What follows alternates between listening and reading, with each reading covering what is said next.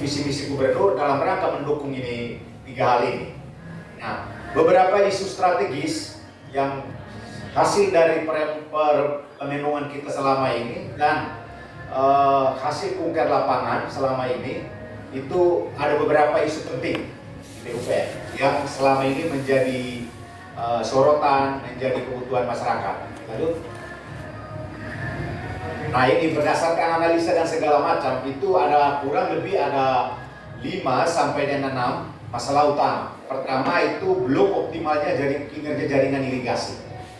Ini baik itu irigasi kewenangan pusat, irigasi kewenangan provinsi, dan irigasi kewenangan kabupaten kota. Totalnya hampir luasnya 360 ribuan di seluruh NTT.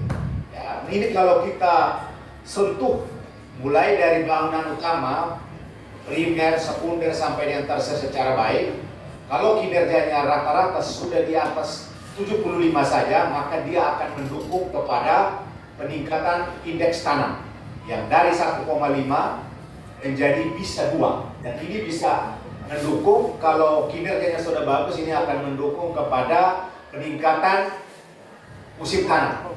Jadi 1 dari 1,5 bisa menjadi 2. Ini akan menyebabkan dengan tambahan alsinkan dan segala macam dari Kementerian Pertanian dan Dinas Pertanian, maka ini akan bisa mendukung peningkatan produksi untuk mendukung tadi ketahanan pangan di NTT. Jadi intinya, kalau ketahanan airnya sudah bagus, katakanlah kinerjanya sudah di atas 75, maka ini bisa akan mensupport, mendorong kepada peningkatan produksi pangan di NTT, yang tujuannya adalah untuk tadi penurunan stunting, kemiskinan ekstrim. Ini akan terkait dengan ini.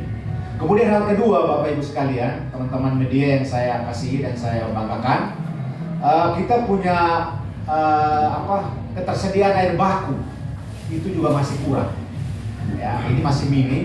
Ini kaitannya dengan ketersediaan air baku yang ada di lapangan itu dari sumber-sumber air yang sudah dibangun secara baik. Apakah itu bendungan, kemudian ada embung irigasi, mata air, danau, air yang ada di sungai. Ini sumber-sumbernya juga masih terbatas. Kenapa? Karena hujan kita di NTT itu hanya 4 bulan rata-rata. 4 bulan musim hujan, sisanya musim kering. Nah, sumber-sumber air ini, ketersediaan air baku ini diambil dari sumber-sumber air yang terbatas tadi.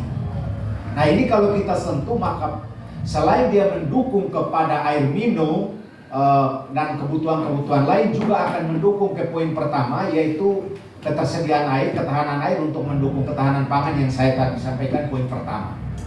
Berikutnya Bapak Ibu sekalian, yang kedua adalah untuk bisa sampai ke sentra-sentra pangan, kita membutuhkan akses yang lancar. Nah, ini kaitannya dengan konektivitas. Jadi dari sentra pangan, dari pusat-pusat ketersebaran penduduk sampai dengan pusat-pusat pangan, ini juga harus dibutuhkan jalan yang baik dengan kondisi yang mantap. Nah, salah satu masalah di NTT, kurang lebih kita punya jalan provinsi itu adalah 2.600 lebih dengan jaringan dengan ruas jalan kita hampir 114 ruas, ditambah dengan jalan nasional juga hampir 2.000-an lebih, tambah dengan jalan kabupaten lebih banyak lagi, hampir 19.000 km kalau nggak salah jalan kabupaten.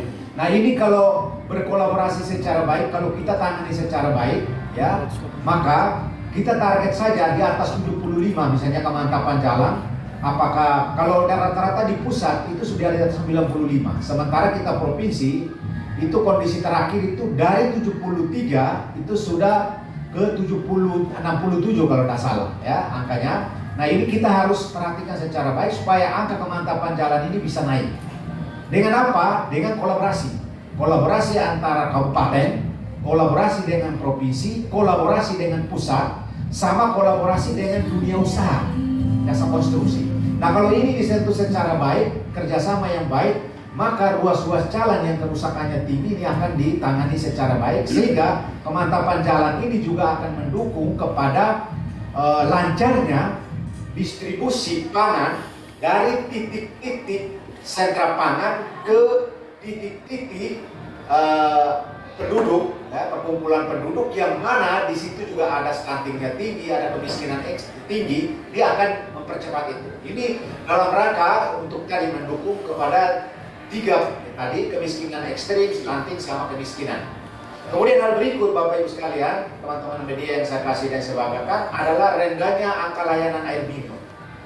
Kondisi terakhir, langkah air minum kita itu baru kita layani kurang lebih 88%. Standarnya itu adalah 95. Kita belum sampai. Nah, ini terjadi gap antara ini.